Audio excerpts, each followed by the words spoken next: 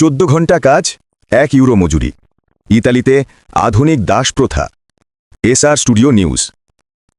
ইতালির সিসিলির রামাক্কা এলাকায় উন্মোচিত হয়েছে আধুনিক দাস প্রথার এক ভয়াবহ চিত্র। অভিবাসী শ্রমিকদের দিয়ে প্রতিদিন 14 ঘন্টা হাড় ভাঙা পরিশ্রম করিয়ে দেওয়া হতো ঘণ্টায় মাত্র 1 থেকে 1 ইউরো 80 সেন্ট, যা মানবাধিকারের চরম লঙ্ঘন। তাদের রাখা হতো বিদ্যুৎহীন, টয়লেটহীন, হিটারবিহীন এক নোংরা ঘরে, যেখানে চারদিকে ইঁদুর, পোকামাকড় আর অমানবিক পরিবেশ। ফ্রান্স থেকে ভালো কাজে প্রলোভন দেখিয়ে এক মরক্কান শ্রমিককে আনা হয়, পাসপোর্ট কেড়ে নিয়ে তাকে আটকে রাখা হয় এই নিষ্ঠুর ফাঁদে।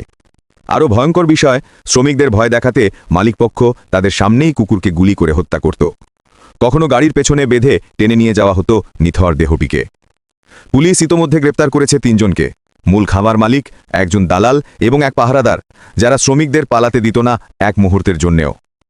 অ্যান্টি ট্রাফিকিং সংস্থায় এক ভুক্তভোগীর অভিযোগেই ফাঁস হয় এই নির্মম কাপড়ালাতো চক্র।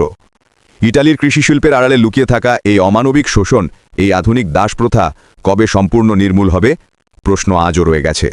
SR studio news.